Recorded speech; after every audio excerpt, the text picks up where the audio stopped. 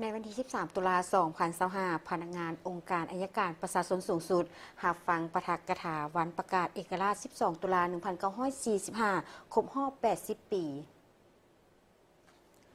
ท่านไซสนาโคตรภูธรหัวหน้าองค์การอัยการประชาชนสูงสุดได้ขึ้นปาฐกถาว่าวันที่ 12 ตุลา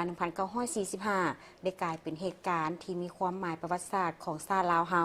แม้นมื้อที่มีการโฮมชุมนุมที่สนามกีฬาแห่งชาติมีมวลชนเข้าร่วม 20,000 คน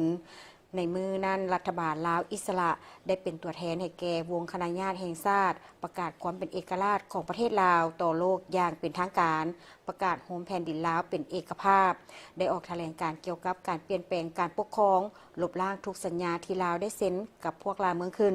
ประกาศใช้รัฐธรรมนูญฉบับทำอิฐประกาศใช้ธงชาติประกาศแต่งตั้งคณะรัฐบาลชั่วคราวซึ่งมีเสด็จเจ้าสุภานุวงศ์เป็นรัฐมนตรีว่าการกระทรวงการต่างประเทศและต่อมาได้ดำรงตำแหน่งเป็นผู้บัญชาการทหารสูงสุดการประกาศเอกราชในวันที่ 12 ตุลาคม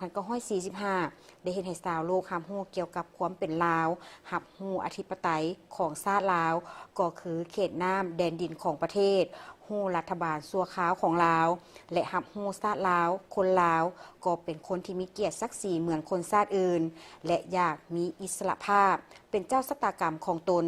อยากมีการพัฒนาตนเพื่อความอยู่ดีกินดีความเจริญวัฒนาย้อนแนวนั้นจึงถือเอาวันประกาศเอกราช 12 ตุลา 1945 เป็นวันประวัติศาสตร์ที่สำคัญของชาติเป็นวันแห่งความเอกอ้างทะนงใจต่อความอาถรรพ์ในการต่อสู้บนจิตใจยอมตายดีกว่าเป็นค่อยค่าตายเพื่อเอกราชดีกว่าอยู่ภายใต้เอกปกครองของต่างชาติน้ำใจ 12 ตุลาจึงกลายเป็นมูลเสื้อแห่งการต่อสู้มีไสของคนลาวผู้หักชาติภายใต้การนำพาของพรรคสามารถปลดปล่อยชาติได้อย่างสมบูรณ์โดยได้สถาปนาสาธารณรัฐประชาธิปไตยประชาชนลาวในวันที่ 2 ธันวาคม 1975